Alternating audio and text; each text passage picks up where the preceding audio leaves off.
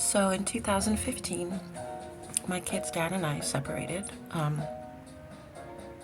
permanently in about November of 2015. Shortly after, he moved to somewhere up north for his job. After we separated, I struggled. I was a single mom with two kids at the time, my sons. Unbeknownst to us, we conceived before we separated, and my daughter was born shortly after. Made it a hell of a lot more complicated, obviously. So what he decided to do was just ignore that it even happened. I never received a dime from him. Till this day, I haven't seen one dime from him.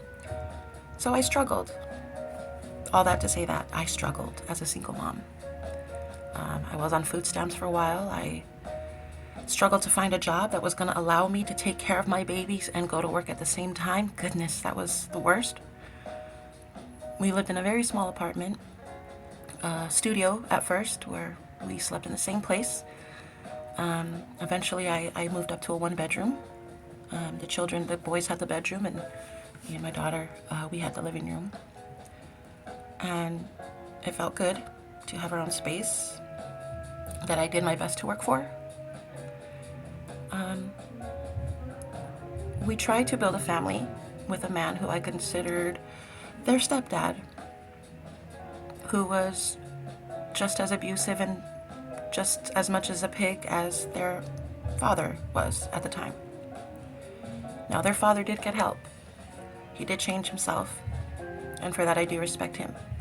And for that, he was allowed to see my boys, and in this moment, my sons do live with him because I am an avid believer that boys need their father. And he is a great dad, and I'm never going to deny him that, as much as I don't like him.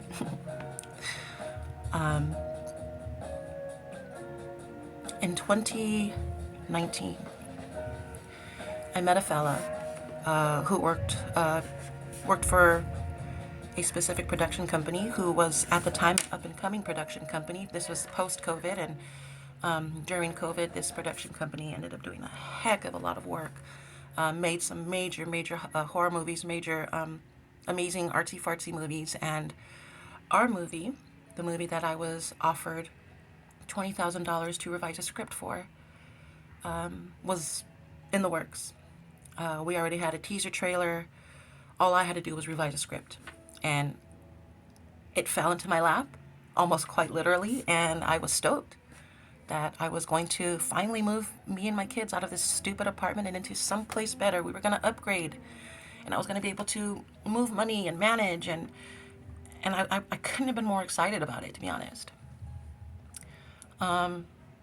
This kid that I was working for, who happened to be the director, and he was in the movie as well, blah, blah, blah. He liked me. You know, I was cute back then. So he liked me.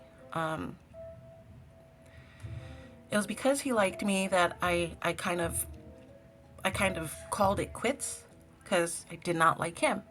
And I wasn't going to complicate the situation, make myself look like a certain type of person, given that the Hollywood industry has a history of women finding different ways to get hired in certain positions. And I didn't want to become that person. And I wasn't going to become that person. So I quit the movie for a while, and it wasn't until February, COVID,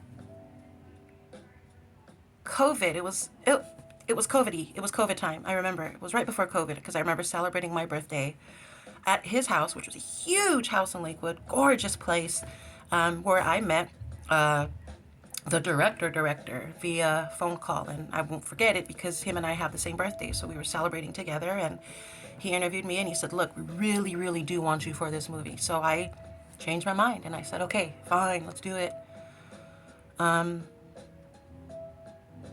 Cut to a few months later, worked in my kitchen because it was during COVID.